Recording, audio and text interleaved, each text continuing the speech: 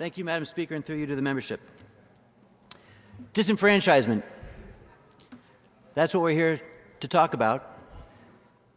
Not disenfranchisement like yesterday when we weren't allowed to vote on a key part of election law, and not like the disenfranchisement today when we're not going to be again allowed to vote on the merits of the law itself, but upon a study. But this is about disenfranchisement, real or perceived, and in this case, a perception that voter identification is important to a population of the Commonwealth of Massachusetts. No matter how small the population, that is our job here, if I'm correct, to represent the interest and to debate the issues that are important to a population and to not let them be disenfranchised here in the chamber.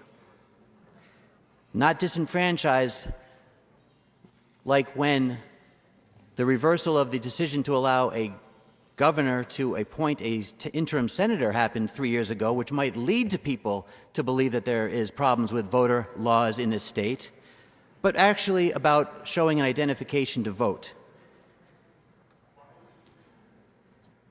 I know a lot of people, I'm a freshman here in the chamber, and I know that a lot of people, when they see my name and mention me at events, they may say my last name, Diehl, or I'm not sure.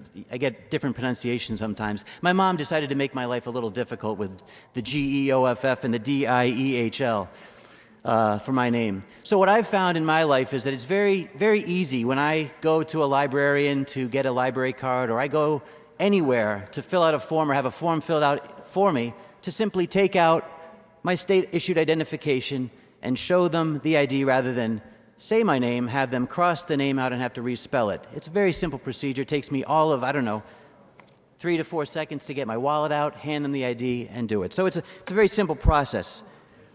But I know we're not here to debate that process. One point, however, that was brought up was the fact that we don't know what the expense is for voter ID. Well, I'd like to say that maybe we can see that there's an example out there of expense for IDs that have been issued. My colleague that sits to my right has been working on EBT reform, and from what I understand, the cost of issuing an EBT card is roughly 98 cents. And so, from what I've read from the emails of the opponents of voter ID law, approximately 10% of the state of Massachusetts doesn't have ID. So that translates, with a population of about 6.5 million, to 650,000 people. Multiply 98 cents by 650,000 people, and you have less than $1 million to implement voter ID issued from the RMV, a fraction of the budget of the RMV expenses. So I think we do have an idea of what the costs are. But let's also talk about the benefits of having a free state-issued voter ID, beyond just the ability to quickly and easily check in at a voter registration station.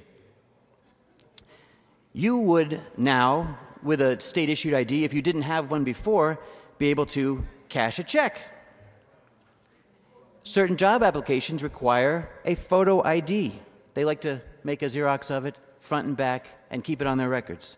If you want to get married, you're required to have a photo ID. If you need to identify your relative's remains, you need a photo ID. If you want to redeem a lottery ticket, and we have a very successful lottery here in the state if you haven't heard, you need a photo ID. If you want to take certain exams in industries like insurance and accounting, you're going to need a photo ID. If you want to buy spray paint, you need a photo ID. If you want to get a fishing or hunting license, or if you want to board an Amtrak train, you need a photo ID. And so guess what? This law doesn't just help facilitate voting.